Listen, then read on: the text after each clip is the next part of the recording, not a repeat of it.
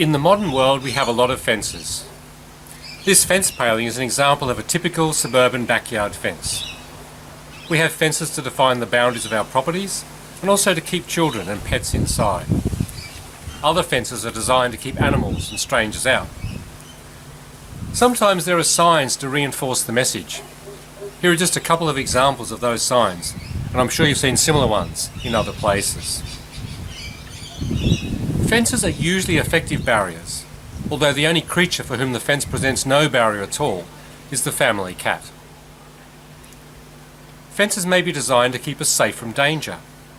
This fence next to me is designed to keep people safe from the water in a pool. There is another type of protective fence just across the road from the church to keep people safe from the high voltage electricity. When you go to the zoo, you're normally glad there's a fence between you and the carnivals, although this zoo is more concerned about the diet of its animals than the visitors. In rural areas we have barbed wire fences, again to define property boundaries and to keep animals inside. The people who built this fence thought it would keep the elephants out, although the elephant had other ideas. There are famous rural fences in Australia, such as the rabbit-proof fence and the dingo fence. These are amongst some of the longest fences in the world. Most cultures have fences, either as physical boundaries or as virtual boundaries. In Europe, many fences are made of brick or stone. The Berlin Wall was an example of a famous fence built after the Second World War. In the English countryside, dry stone walls serve as a boundary between properties and are also used to keep animals confined. There are historic fences like Hadrian's Wall, erected by the Romans to protect themselves from the Scots. The Great Wall of China was a defensive barrier so massive that whole armies could march along it. And this wall is so large that it's the only man-made structure that's visible from space. Fences were significant in the ancient world as well. There are biblical accounts of walls and barriers for the protection of cities. The book of Joshua describes the walls of Jericho, which were destroyed as the Israelites advanced. The remains of the walls of Jerusalem, which have been destroyed multiple times throughout history, are still visible today. These walls used to define the boundary of the temple courtyard. After the return of the Jewish exiles from Babylon, the book of Nehemiah focuses on the struggles and difficulties associated with rebuilding the city wall. However, fences are not just physical. A simple keep-out sign may act as a fence. Even the knowledge that an area is a so-called no-go zone creates a virtual fence. In this pandemic, we've had virtual fences in the form of local government areas, as well as boundaries as to how far you can travel from your house. There are also many fences that we construct in our own minds. Places we won't go, or people that we won't engage with.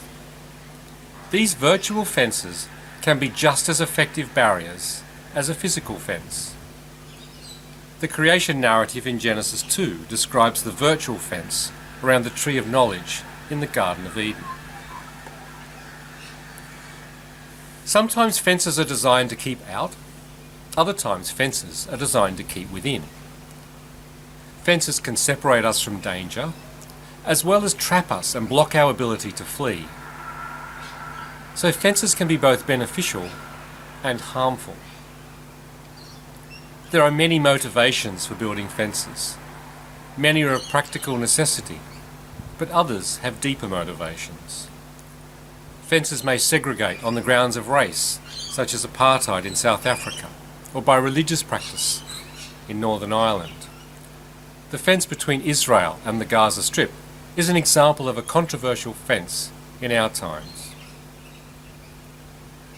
The notion of a security fence is both a physical description and a metaphor for the mental practices we adopt to help us feel protected from whatever we feel may threaten us.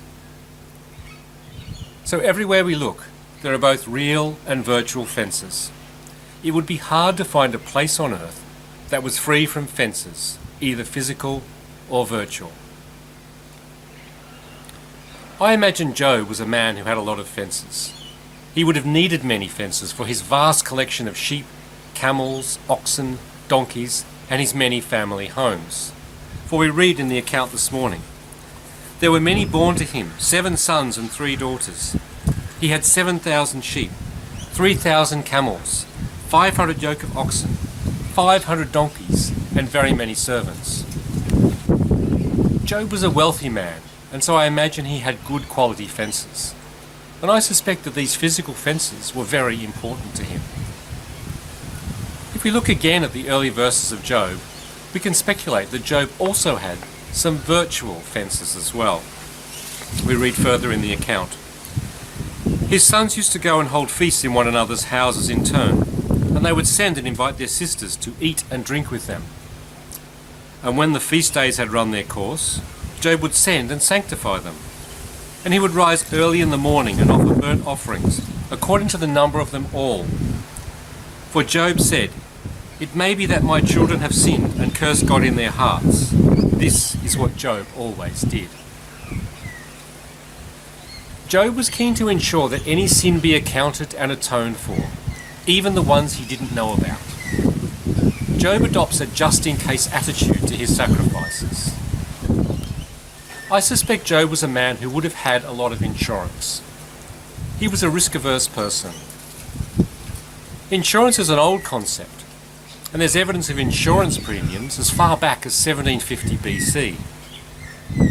Job's sacrificial practices show he was very careful to mitigate risk. If Job had wooden fences, he probably would have had his termite inspections done regularly. Security fences, both physically and in the mind, were very important to Job. Given this picture of fences and a window into the character of Job, the narrative moves to depict a meeting in the heavens. The picture we have is of a routine meeting of the heavenly beings, as described in verse 6. No agenda or purpose of the meeting is given, although specific mention is made that Satan is there. The narrator puts us right in the meeting, as if we were an observer. The meeting starts informally when the Lord asks Satan, perhaps with a casual tone, "Where have you come from?" Satan's reply is rather vague and nondescript, perhaps like a teenager replying to his parents about his whereabouts. Satan says, "Going to and fro on the earth, and from walking up and down upon it." Then the Lord introduces the central character, perhaps with a tone of triumphalism. "Have you considered my servant Job? There is no one like him on the earth, blameless and upright man, who fears God and turns away from evil." The subtext of the question is that Job is one of the best. At this point, the others in the meeting may be starting to pay more attention, listening into this conversation. Given Satan's reply of a rather nondescript nature before, perhaps you might expect Satan to say something like, "No, sorry, can't place Job. In all my wandering I came across all sorts of people doing all sorts of evil, showing no fear of the Lord, but I can't recall anyone by that name."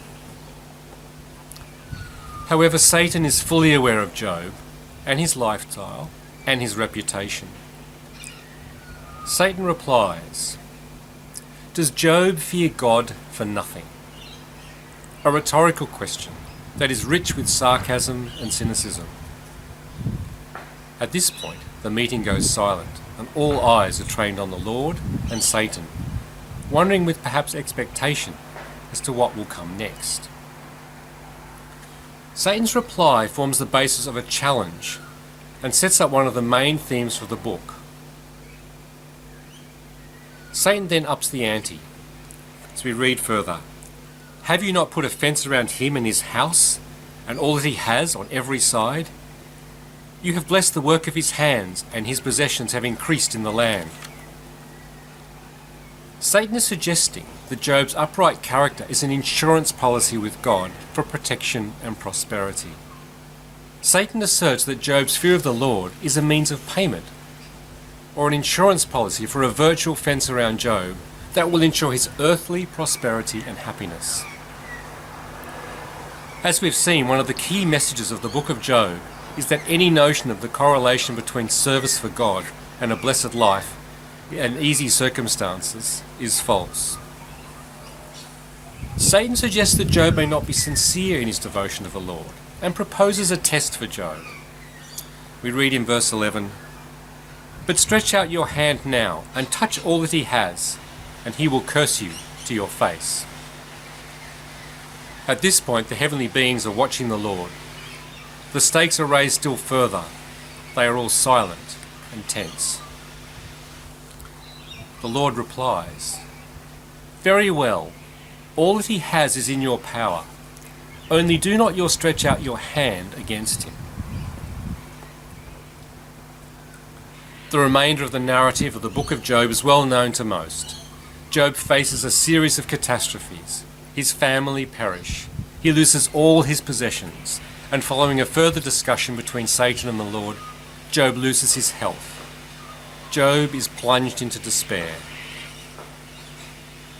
Job's plight becomes the main item of discussion in that part of the ancient world, and the news reaches Job's friends. They decide to visit him, perhaps as an act of kindness and solidarity. However, their visit turns out to be counterproductive.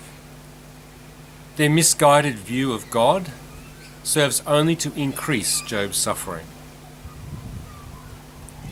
The most effective actions they carry out are to simply sit with Job in silence, which conveys the magnitude of the grief Job is experiencing. For we read in Job chapter 2 and verse 13, "They sat with him on the ground for 7 days and 7 nights, and no one spake a word to him, for they saw his suffering was very great." Subsequently, his friends unhelpfully attempt to draw a link between Job's predicament and some sin in Job's life. Job correctly protests at this notion, and this exchange continues back and forth for many chapters in the book of Job. Job is ultimately vindicated by the Lord, and by contrast, Job's friends are rebuked for their errors. This is one key message of the book of Job, that prosperity in life should not be attributed to a lack of sin, and conversely, that troubles ought not to be attributed to sin. In his suffering, the theme of fences returns as Job expresses his despair, for we read in Job chapter 3 and verse 23, "Why is light given to one who cannot see the way, whom God has fenced in?" The fence has turned inwards, and Job now feels trapped. He has gone from feeling protected by a fence to now being trapped by a fence. He expresses his grief and acknowledges that what has happened to him is what he dreaded, but knew was a possibility all along. We read further in verse 24, "For my sighing comes like bread, and my groanings are poured out like water. Truly the one thing I fear comes upon me, and what I dread befalls me. I am not at ease, nor am I quiet. I have no rest, but trouble comes." Job knew that his sacrificing was not an insurance policy. He knew it would not result in a protective fence. Job knew about the potential for calamity. He was worried about disaster coming his way. He wanted an effective and well-maintained fence. Job built a fence because he knew what was out there. He was fearful that his fence may not offer the protection and security he sought. What Job feared did come to pass. When you have a family, 7,000 sheep and 3,000 camels, it's easy to become preoccupied with fence building and insurance. The need for security transcends time and is just as relevant today as it was to Job. The question raised in these early chapters of Job is just as relevant for us. What fences are we building? Or to put it another way, what insurance are we taking out in a futile attempt to obtain security? Do we want a secure blessing?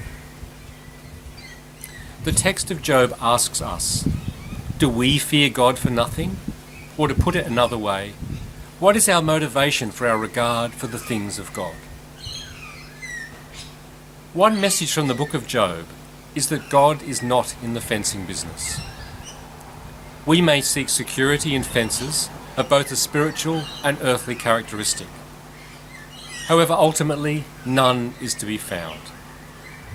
Our attempts to create fences or earn fences from God are futile. Like Job, we offer our worship to God not as payment for a fence, as Satan alleges, but for who God is. So next time you encounter a fence, which for most of us is every day, be reminded of these early chapters of Job and observe that God's purposes far exceed any fences we may wish to have. Amen.